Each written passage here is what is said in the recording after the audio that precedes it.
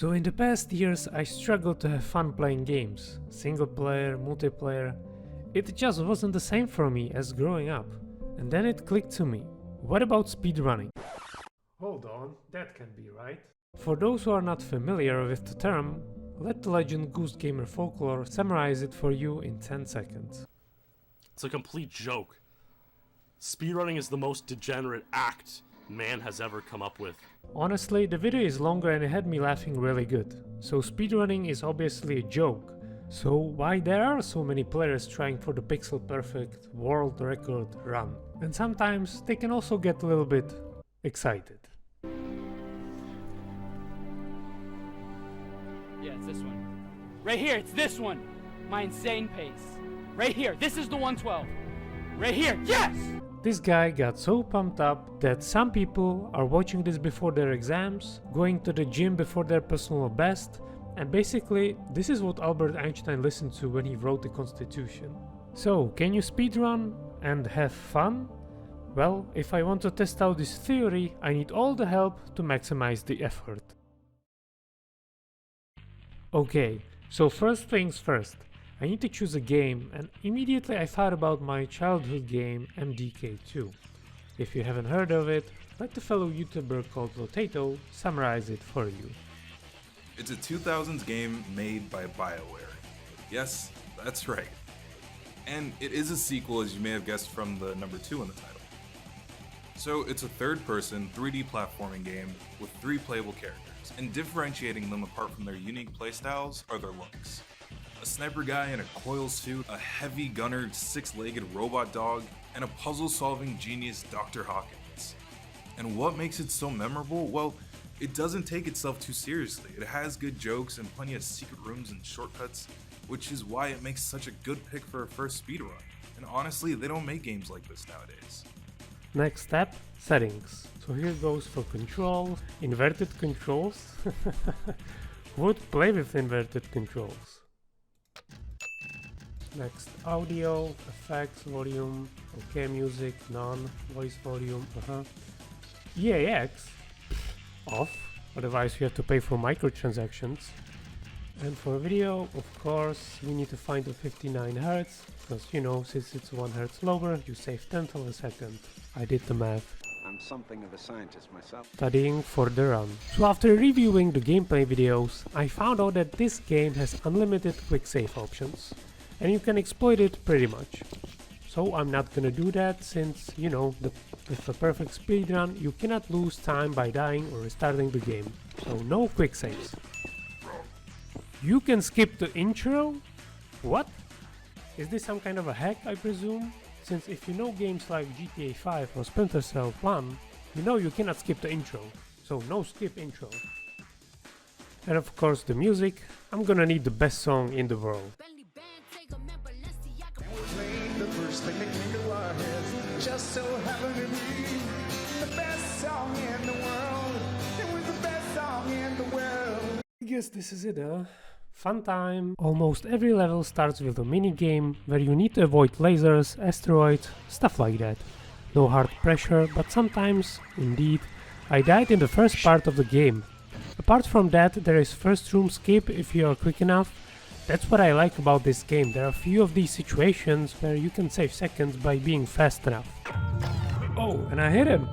Apart from that, nothing unusual. There is a parachute skip, few precise mortar rounds, and a very easy grenade boss kill in the end, which I have trouble to achieve.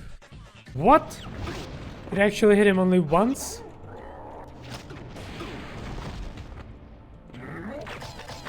Now that's stupid. That's really stupid. For the last, I think, 6 runs, I cannot get to hit him fast enough.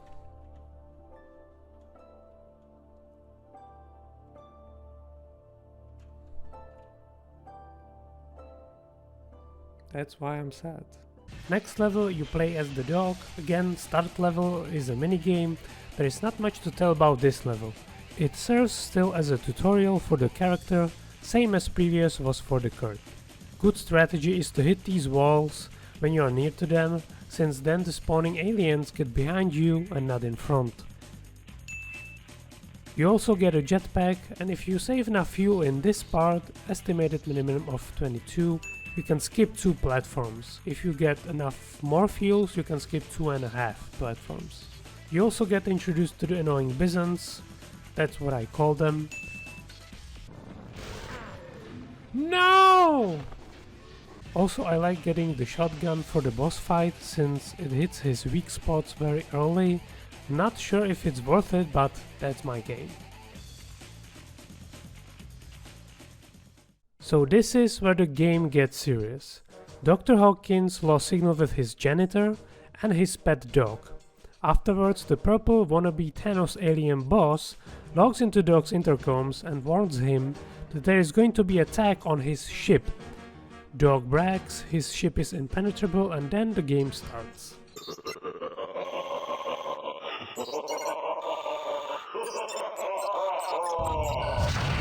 Hull breach on observation deck. Intruder alert. Well, it's 99.9% penetrable. Oh, fudge. Dog gameplay is more puzzle oriented, it has nice fourth wall joke, and your first task is to feed your gigantic leafy friend in your treehouse area. Note that you're gonna feed him with aliens. This is your first RNG level, and already bad as it is, once the game broke so much for me that my leafy friend refused to eat the aliens. Not a fun time. Come on, leafy friend, eat him up. What? That's impossible. He glitched him. Come on, guys. No, I don't know what's happening here. What? What the hell is actually happening now? Not a fun time. Afterwards, there is a nice platform skip. Just go down and left. Also, I found out this weird glitch. If you face the wall in approximately 30 degrees, Dr. Hawkins will slide faster. Good to know.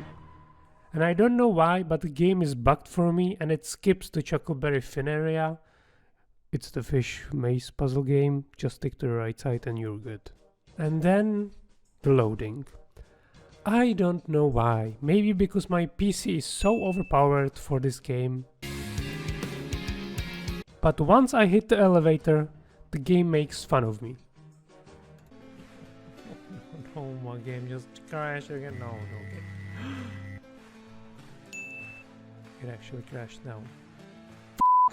After a few lucky games, I proceed and witness the genius and high-level IQ play from Doctor, making an EVA suit out of fishbowl and magnet boots, so I can cross the ship in a space section. And this part I didn't know. When you get shot and you stand on one of the letters, you can get insta-killed. Not a fun time. Can I take the damage? What? What?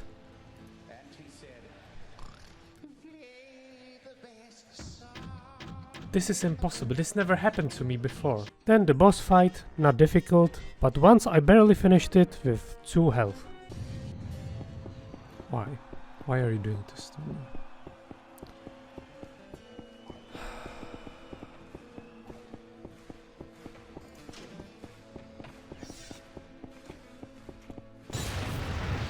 Come on, man. Please, please hit him. Please hit him. One last shot. That's all I'm asking for. Oh, yes!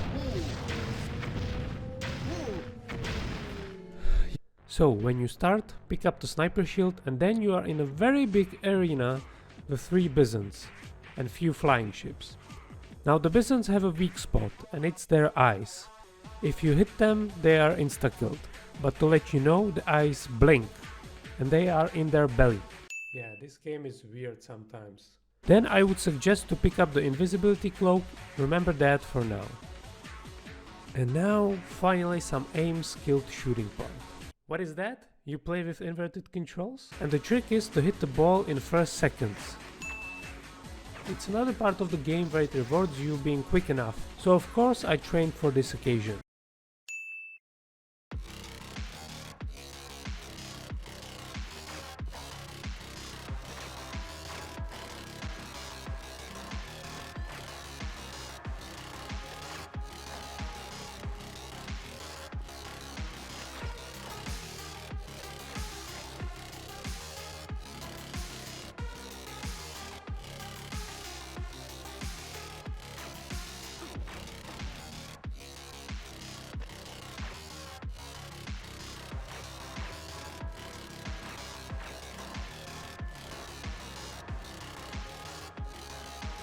personal best was 114, and it is a very annoying part, as you saw. Nice. Got a good height. Okay. Let's go. We trained for this. We got really good.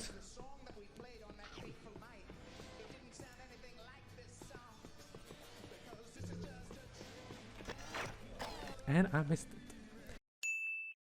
After some practicing, I found out it's more useful to use free ball strat, since you can hover to the next platform, and after you do that, usually the balls are right at your spot. Time is 1:01. When you encounter the next 3 bisons, this is the time where you want to use the saved invisibility cloak, since the benefit is not just to skip these ones, but in the next room there are 2 more, and with the cloak still on, you can just mind your own business since their first shot is going to miss you. Then there is a bouncing ball strat skip. The game intends to stand on left hand and right hand platforms, but you can stand only on one platform and hit both of the floating balls. Note for the viewers, there is a floating ball on each side hidden behind the walls. Just find some alignments like this section, and the second one is a little yellow area. The boss strat is pretty simple. First hit his glasses 3 times. This is where you want to use the shield from the start. Next section, hit his hand where he holds the mags. Also find some texture alignment so you can hit him faster. And the strat here is to get mags quick enough. So Schwang's next move is to align with the laser. Once you shoot, don't move. After the cutscene, shoot again immediately, and that will finish him off on the fastest way possible.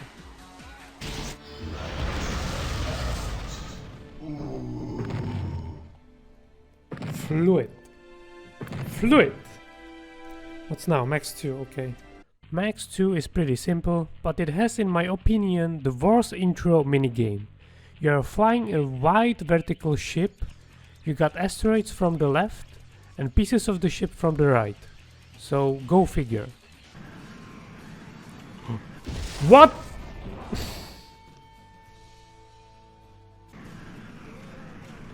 What?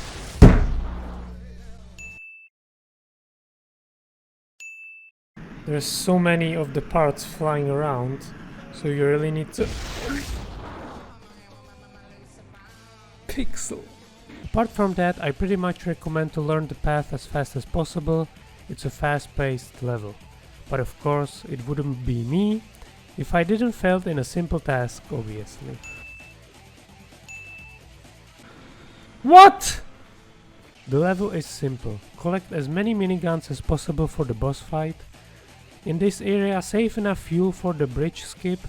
Honestly, I found out this myself when I was just a boy, and I felt like a genius finding out you can fly through it. But I do have one boss tip. When you start the boss fight, the evil Max enters from your right and he injures you. So be fast and go backwards, because if you're successful, you can kill evil Max after his first health replenishing in the ship, and I think that's the fastest way possible at the moment. It was actually good. That's really good. Now again, as a doctor, you get a full puzzle game. Basically your whole level is to defuse bombs, and to defuse them you just need to follow the wires. For every bomb you get the glowing guide, and by following the wire you deactivate the bomb. So just memorize the positions. Unfortunately they are randomized. There are 4 bombs in total and pretty simple. On the third bomb there are 2 positions that are very similar on the bottom, so I have to follow the wires. That's the only one I don't use my nose. 1, 2, 3, 4, 4, 4, 4, bottom up. But which one?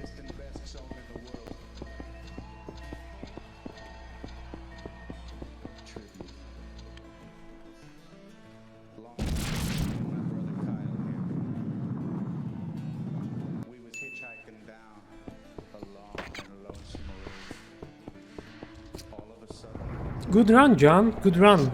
Kurt 3. I will just say one thing. We go for the most annoying part.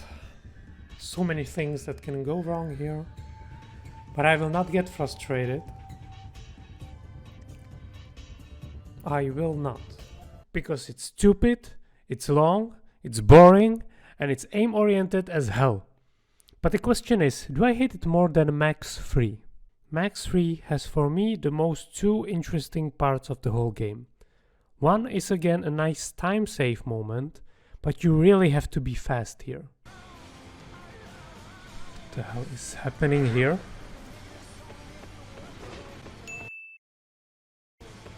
No.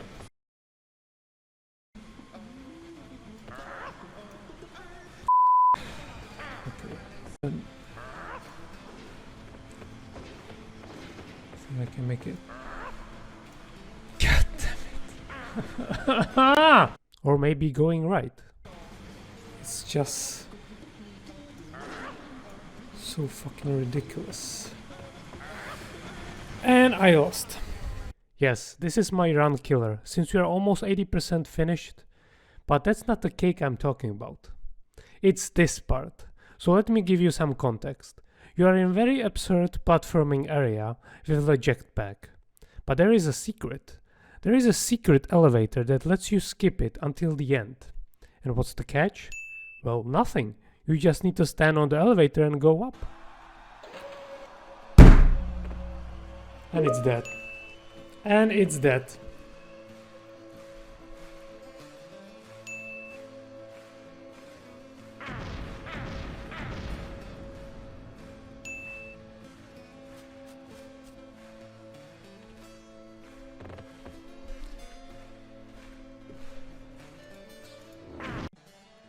But in the end, I must admit, I did have fun after all.